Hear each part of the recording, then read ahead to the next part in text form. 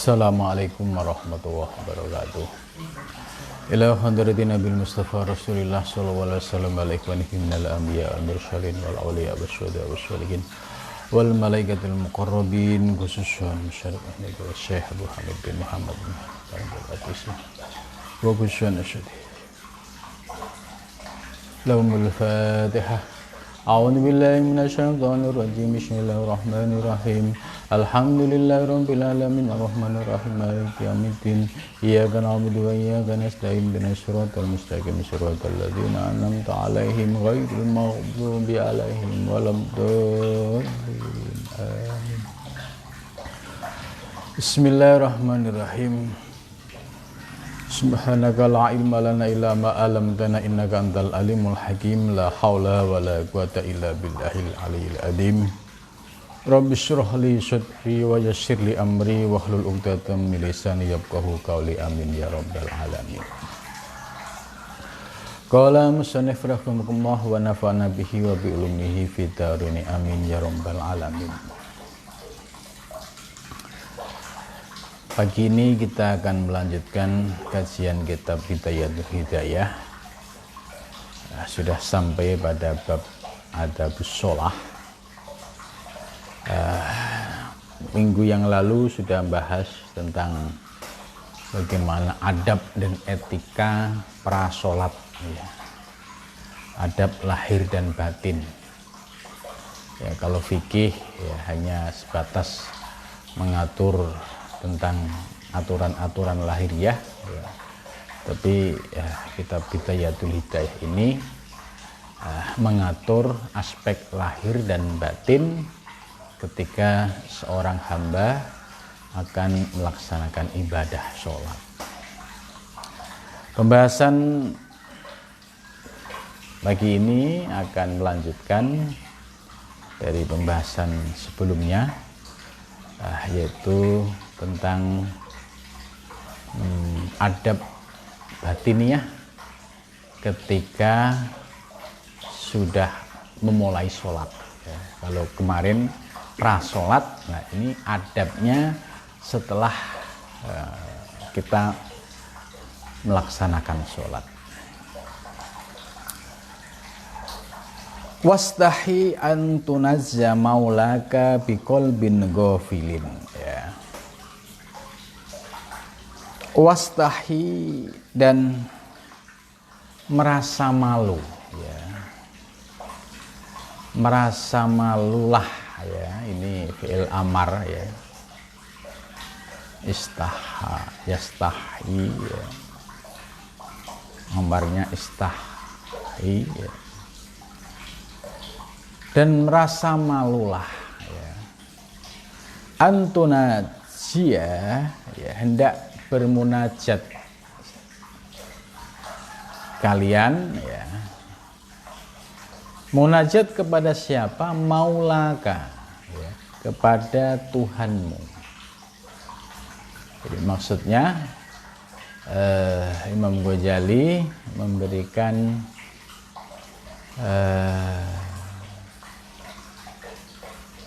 masukan atau memberikan warning, ya, yao, ya, punya rasa malu ketika kita hendak sholat, sebab kita akan bermunajat kepada Tuhan kita.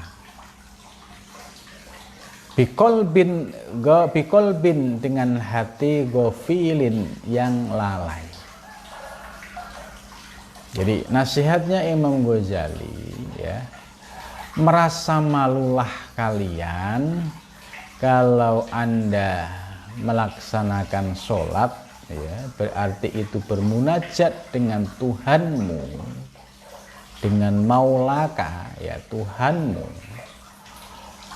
tapi hatimu dalam keadaan lalai. Gitu. Jadi ini ya teguran yang sangat halus, ya. Kita disuruh malu ketika menjalankan sholat, tapi hati kita dalam keadaan ghaflah, lalai. Ini.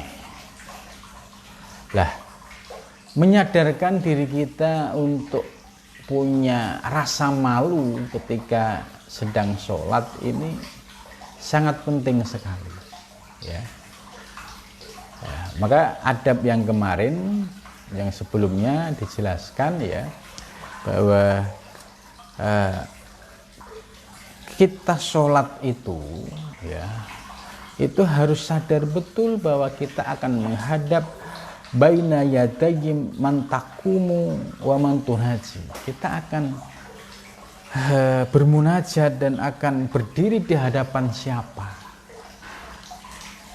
Kalau kita manusia ini, kalau kita mau bertemu dengan atasan, ya mulai dari atasan yang pejabat, ya, dari lurah, camat, bupati, gubernur sampai presiden, yang namanya hamba kawulo, bawahan, itu mau ketemu atasan pasti bahasa Jawanya itu mindik-mindik, ya. Mindik-mindik itu ya menunjukkan sifat kehati-hatian dan sifat sopan yang sangat tinggi, gitu. Ini orang mau ketemu dengan seorang raja. Nah, ini bagaimana kita mau ketemu dengan raja segala raja, raja alam semesta, yang mana raja ini mengetahui gerak-gerik batin kita.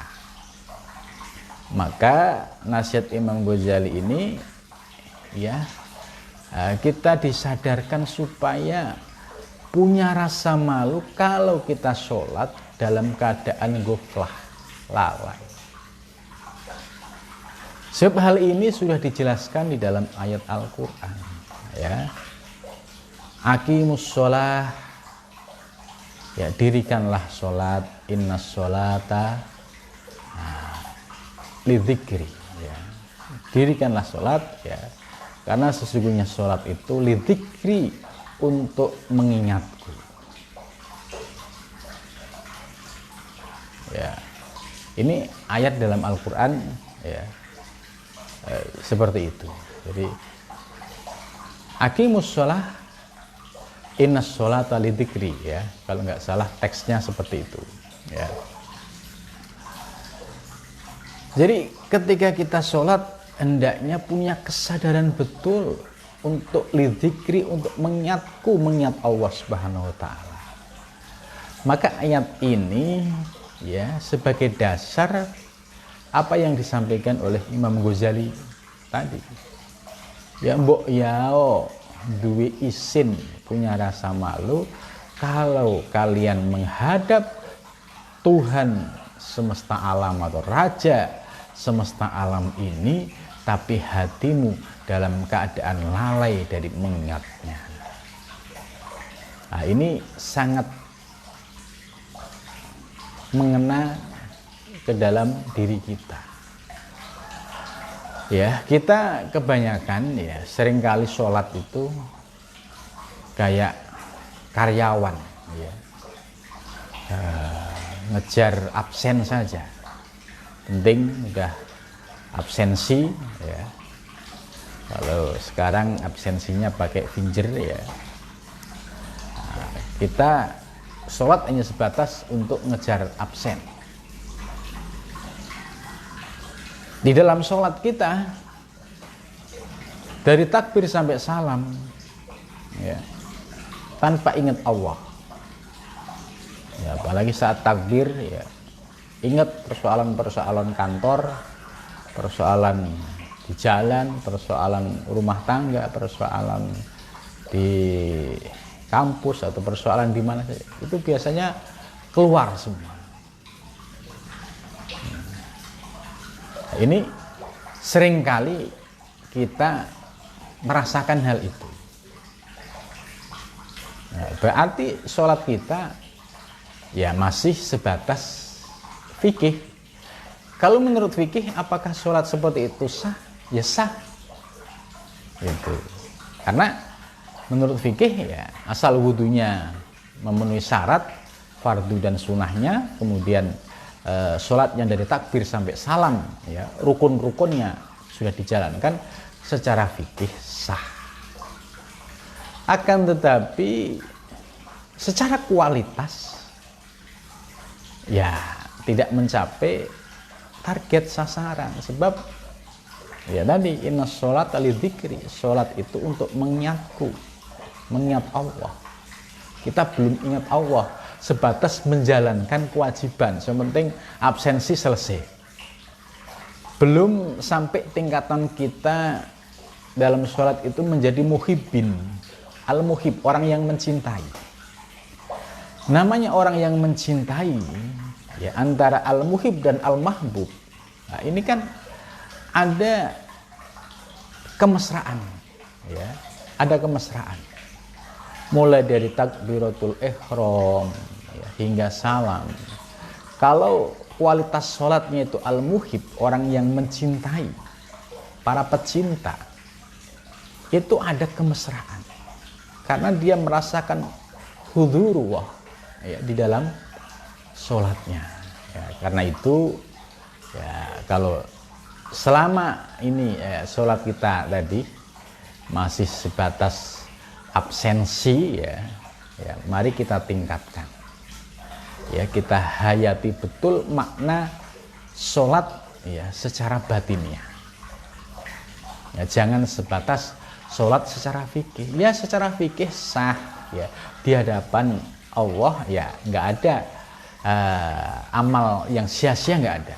Kan di Al-Quran sudah dijelaskan, ya, bahwa Allah itu la yudhi'u, tidak menyia-nyiakan, ya, ajrul, ya, amilin atau ajrul sholihin, ya, ajrul mukhlisin, itu apa yang dilakukan oleh hambanya itu tidak pernah sia, tapi kualitasnya, ya, kualitasnya ini yang membedakan. Maka kalau yang kedua tadi, kalau sholatnya sudah muncul mahabbah atas dasar cinta, nah, ini yang istimewa. Lah, para salik, orang-orang yang menuju kepada Allah, itu kualitas sholatnya sudah meningkat, ya, tidak seperti kualitas sholatnya karyawan, ya, hanya ngejar absen, tapi sudah menjadi seorang al-muhib, yaitu pecinta. Kalau dia menjadi pecinta, tentu di dalam hatinya sudah ada mahabbah. Kalau hatinya sudah ada mahabbah, senantiasa akan merasakan kehadiran al-mahbub, yaitu yang dicinta. Nah, inilah istimewanya, ya, orang-orang yang sholatnya didasari dengan rasa mahabbah kepada Allah Subhanahu wa Ta'ala, ya. Nah, tentu ini menjadi koreksi kita, ya, bahwa kalau kita pikir-pikir, ya, kita sih sholat 5 waktu sudah oke, ya, sudah bagus, artinya itu sudah lebih baik, ya, daripada, ya, sholat 5 waktu masih bolong-bolong, ya, duhur asar sibuk di kantor, maghrib isya masih di jalan, subuh masih ketiduran. Nah, ini termasuk menurut Imam Ghazali, ya, kriteria ini termasuk kriteria orang yang khosir, orang yang rugi, ya, karena apa? Yang pokok saja 5 waktu ditinggalin, ya, gitu. Nah, bagaimana kalau kita sudah menjalankan yang 5 waktu tapi kualitasnya masih kualitas sebatas absensi, ya, kayak kelas karyawan, yaitu lebih baik daripada yang kelas khosir tadi. Ini menurut Imam Ghazali kualitasnya sudah naik menjadi kualitas yang salim. Salim itu yang selamat. Jadi pas-pasan, ya. Istilahnya modalnya, orang jual beli itu sudah pas-pasan, belum mendapatkan untung. Ini kalau dia sholatnya 5 waktu, gitu. Ini belum mendapatkan untung. Nah, maka harus kita tingkatkan kualitas dari yang salim ini naik yang ketiga, yaitu robih. Robih itu kualitas ibadah seseorang yang sudah ada modalnya dan sudah ada keuntungannya, maka disebut robihun, orang yang mendapatkan keuntungan. Lah, apa yang dilakukan oleh orang yang tahap robih ini? Ya, sholat 5 waktunya sudah dijalankan dengan baik, terus ditambah sunnah-sunnahnya, baik sunnah yang muakkad maupun ghairu muakkad. Ya, baik sholat sunnah rawatib maupun sholat sunnah yang lain-lainnya. Nah, ini kata Imam Ghazali baru termasuk robih, ya, baru mendapatkan untung itu. Nah, teristimewa lagi kita sudah menjalankan yang fardu ditambah sholat sunnah, ya, baik yang rawatib maupun yang sunnah muakkad. Istimewa lagi kalau dalam sholat kita didasari dengan lidzikri, mampu mengingat Allah tadi. Ini yang teristimewa. Inilah sholatnya al-muhib, ya, yaitu orang yang mencintai Allah Subhanahu wa Ta'ala. Ya. Maka di Al-Quran, ya, ini diberi, ya, apresiasi oleh Allah. Ya. Qad aflahal mu'minun alladzina hum fi sholatihim khashi'un. Qad aflaha, sungguh telah beruntung. Siapa al-mu'minun? Orang-orang mukmin. Alladzina hum fi sholatihim khashi'un, yaitu orang-orang di dalam sholatnya bisa khusyuk. Ya, khusyuk itu apa? Ya, mesra, merasakan kehadiran Allah Subhanahu wa Ta'ala. Ini yang istimewa, ya. Jangan sampai, ya, sholat kita yang tadi kualitasnya ya masih sekedar menjalankan kewajiban. Nah, inilah pentingnya kita ngaji tasawuf tuh di sini. Kita disadarkan betul, ya, diberikan pencerahan betul oleh Imam Ghazali. Ya. Kalau kita hanya ngaji Fathul Qorib, ya sudah, kita tidak akan pernah merasakan ada kekurangan. Tapi kalau kita baca Bidayatul Hidayah, ya, itu yang ada kita selalu salah dan kurang gitu. Nah, ini salah dan kurang, banyak salahnya dan banyak kurangnya. Nah, maka ini lebih baik, ya, lebih baik, dan terus berarti ada peningkatan kualitas ibadah, ya. Sebab, ya, di dalam Al-Quran itu ada yang dipuji, ya, sholat ada yang dipuji seperti tadi, qad aflahal mu'minun alladzina hum fi sholatihim khashi'un. Ada sholat yang dicela, wailul lil musallin, celaka bagi orang-orang yang sholat. Alladzina hum fi sholat, wailul lil musallin, ya, celaka bagi orang-orang yang sholat. Celakanya kenapa? Ya, karena di dalam sholatnya itu dalam keadaan sahun lalai. Terus tambah lagi yura'un, ya, sholatnya hanya sekedar pamer kepada orang. Jadi sudah sahun, ya, dalam sholatnya itu lalai, ditambah lagi yura'un, sholatnya hanya sekedar pamer, pengen dilihat orang. Nah, inilah yang disebut oleh Al-Quran wailul lil musallin, celakalah bagi orang-orang yang melaksanakan sholat. Nah, tentu ayat ini sebagai pemicu kita untuk memperbaiki kualitas kita, ya. Jangan sampai kualitas kita termasuk wailul lil musallin, yang di dalamnya adalah hati kita dalam keadaan sahun ghaflah. Yang kedua, sholat kita hanya sekedar pengen dilihat orang. Ini harus kita tinggalkan, harus bisa meningkatkan kualitasnya menjadi alladzina hum fi sholatihim khashi'un, ya. Maka di sini apa yang disampaikan Imam Ghazali ini sangat benar sekali, ya. Ya, hendaklah kalian merasa malu kalau kalian sholat bermunajat kepada Tuhanmu itu hatimu dalam keadaan lalai. Wasudrin, dan dada mashunin yang dipenuhi biwasawisid dunya, dengan was-was dunia, ya hatinya sudah ghaflah, kemudian dadanya dipenuhi dengan hiruk pikuk urusan dunia, ya. Urusan kantor masuk, urusan keluarga masuk, urusan macam-macam masuk semua.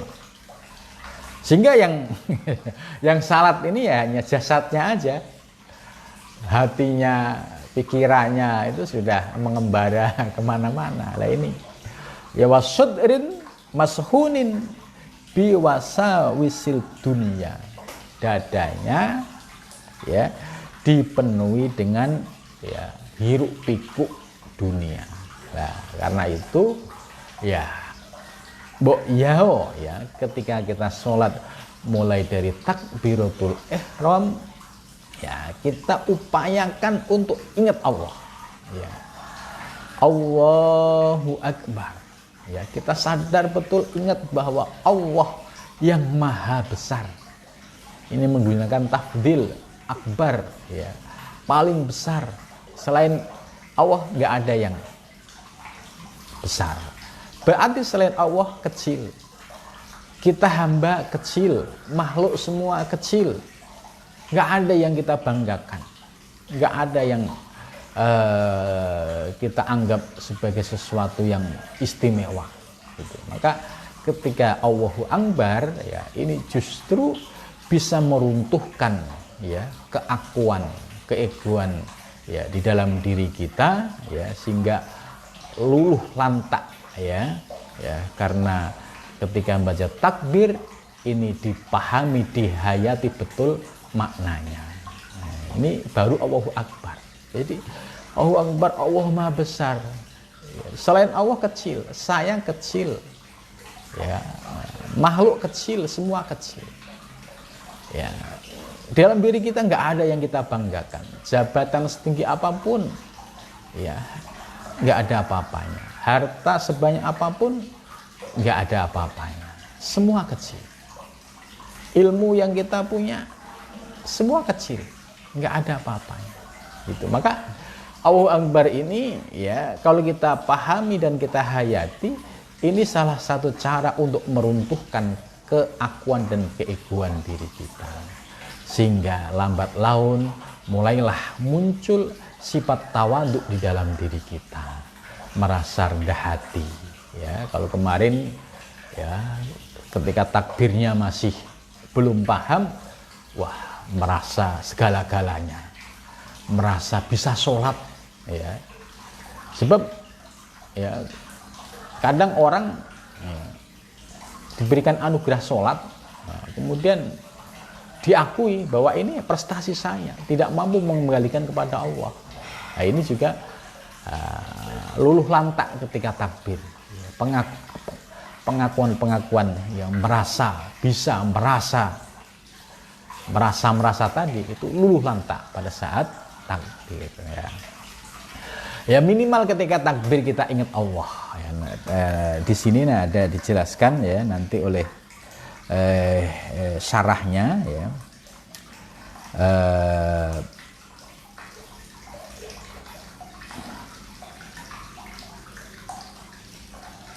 Ya pentingnya kita di dalam sholat itu ingat kepada Allah Subhanahu Wa Taala ya.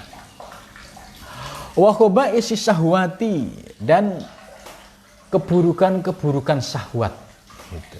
Ya, keburukan-keburukan syahwat itu jangan sampai pada saat muncul gitu.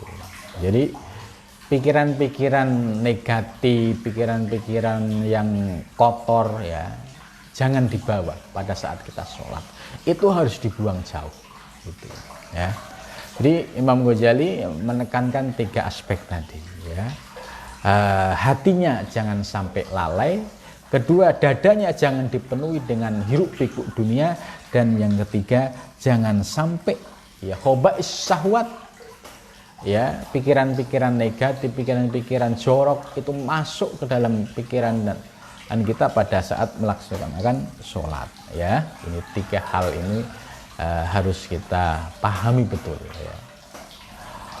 Wa'lam, dan ketahuilah annahu sesungguhnya Allah Ta'ala Ta'ala maha tinggi, muttali'un, itu zat yang mirsani, ya, kalau bahasa Jawa mirsani, zat yang melihat, ya.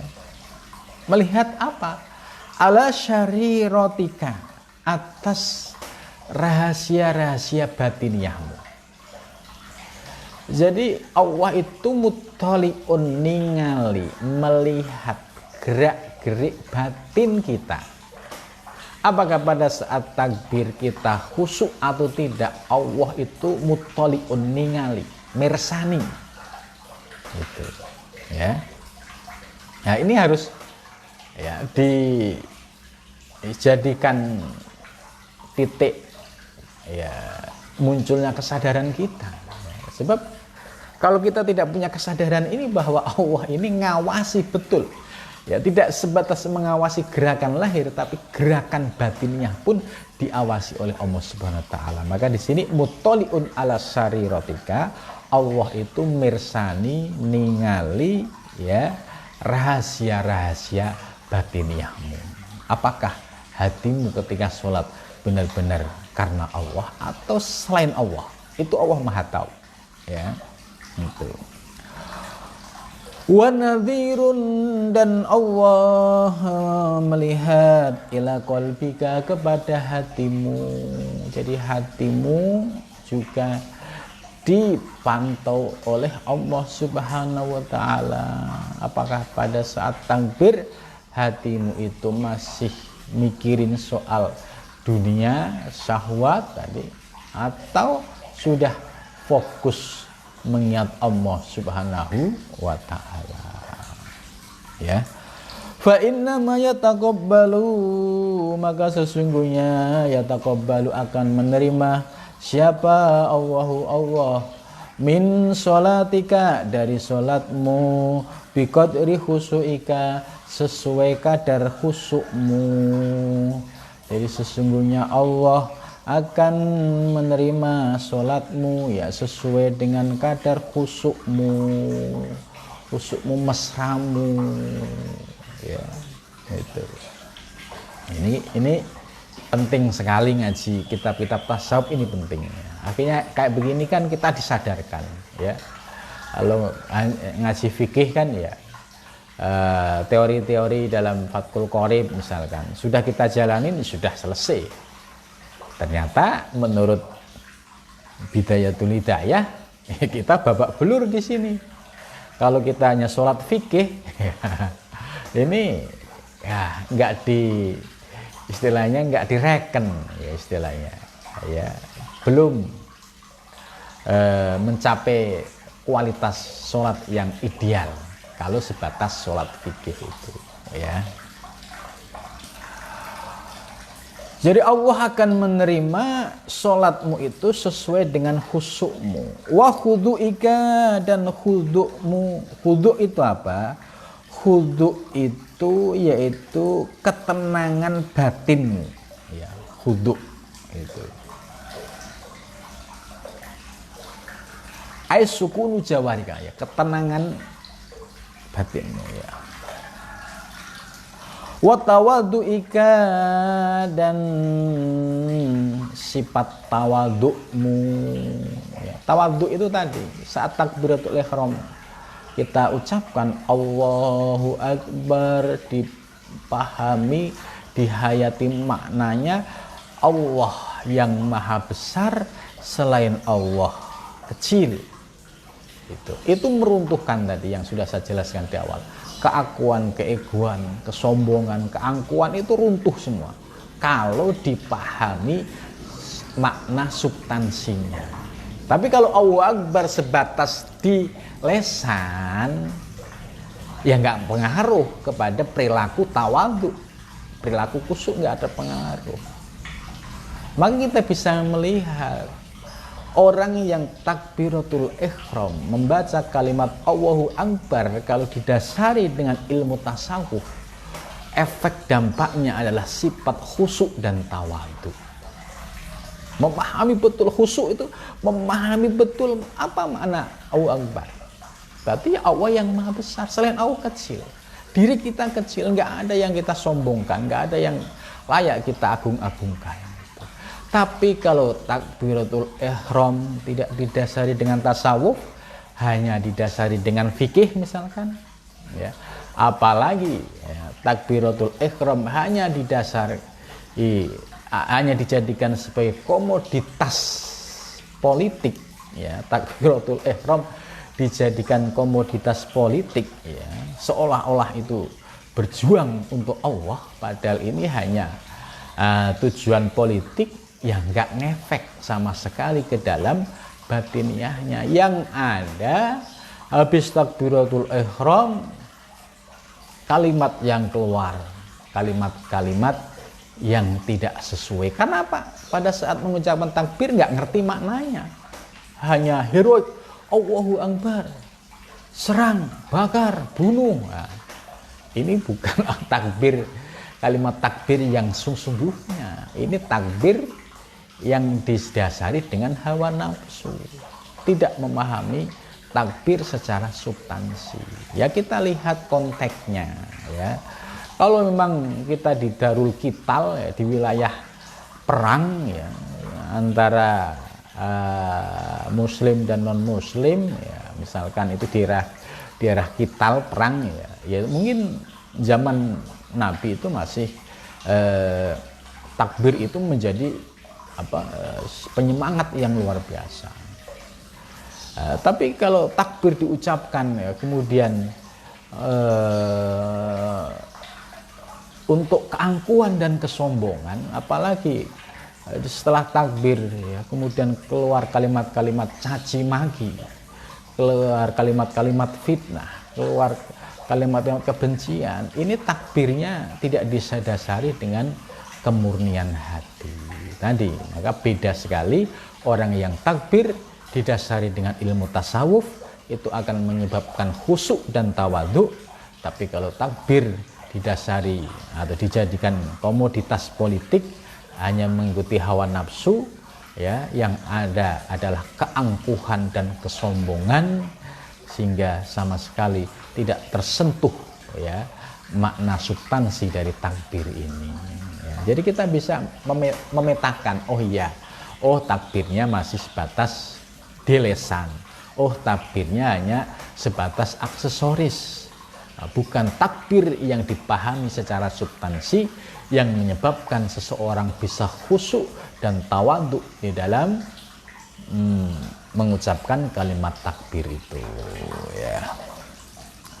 Wa tadarruika, dan tadarru'mu, ya, tadarru' itu DP kalau bahasa pesantren. Tadarru' itu upaya untuk mendekatkan diri kepada Allah. Itu tadarru', ya. DP, ya, mendekatkan diri kepada Allah Subhanahu wa taala. Wa'budhu, dan sembahlah hu, ya. Dan sembahlah sirohu pada Allah, ya, dan sembahlah Allah fi sholatika, dalam sholatmu, ka'annaka, sesungguhnya seolah-olah kamu, tarohu, menyaksikan Allah. Nah, ini juga kalimatnya sederhana tapi abot lakone. Wa'budhu, sembahlah Allah, ya, fi sholatika, dalam sholatmu, ka'annaka tarahu, seolah-olah kamu menyaksikan Allah. Ini kan sederhana tapi berat, ya, proses pengamalannya, ya. Tapi bukan berarti tidak bisa, ya. Pasti kalau seorang hamba bersungguh-sungguh, ya, untuk mencapai pada kualitas ihsan, ini kan ihsan yang dimaksud ini. Ihsan itu apa sih? Anta budallah, ya, hendaklah kamu beribadah kepada Allah, ka'annaka tarahu, seolah-olah kamu menyaksikan Allah. Lah, orang dalam beribadah bisa menyaksikan Allah, ini juga dasarnya ilmu tasawuf, ya. Dengan dasar ilmu tasawuf dan ilmu hakikat, ya, itu apa yang disampaikan oleh Imam Ghazali, wa'budhu ka'annaka tarahu, ini benar-benar bisa dirasakan. Ka'annaka taroh bisa dirasakan. Ya, wa ilam takun taroh fa innahu yarak. Jika tidak bisa merasakan kehadiran, iya, yakinilah seolah kamu diawasi oleh Allah. Ini kan tingkatan yang kedua. Tingkatan yang ideal ka'annaka taroh. Nah, orang yang sudah belajar ilmu tasawuf dan ilmu hakikat itu sudah bisa memahami dan merasakan ya ka'annaka taroh. Ya, sebab ya di dalam takbirnya tadi sudah muncul kesadaran ya, ingat kepada Allah ya.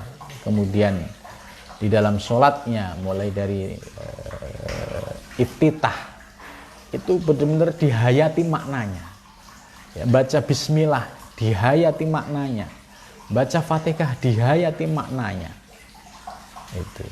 Dan yang paling penting lagi ketika Allahu Akbar yang diingat adalah Allah ya. Ini Allah dalam pengertian substansi ya. Bagi orang-orang yang belajar tasawuf dan ilmu hakikat itu paham ya makna Allah dalam pengertian yang substansi ya. Tapi kalau orang yang masih awam ya, nggak kenal ilmu tasawuf, nggak kenal ilmu hakikat, ketika kamu sholat ingatlah Allah, apa yang terjadi ya, pasti Allahu Akbar itu yang diingat Allah Maha Besar. Berarti yang muncul dalam pikiran dan imajinasinya yaitu kaligrafi tulisan Arab Allahu Akbar itu. Oh, apakah itu yang dimaksud Allah ya, tentu ini masih imajinasi, itu bukan Allah ya, itu imajinasi kita ya, terpengaruh oleh tulisan kaligrafi Arab ya, bisa jadi terpengaruh dengan tulisan Latin Allah gitu. Nah, ini yang perlu diperbaiki. Jadi kalau orang yang sudah belajar tasawuf dan ilmu hakikat dan praktiknya dalam ilmu tarekat ya, ini paham betul apa yang dimaksud Allahu Akbar. Ka'annaka taroh itu benar-benar dihayati dan merasakan. Gitu. Nah, ini pentingnya kita belajar ilmu ya tasawuf dan ilmu hakikat ini ya.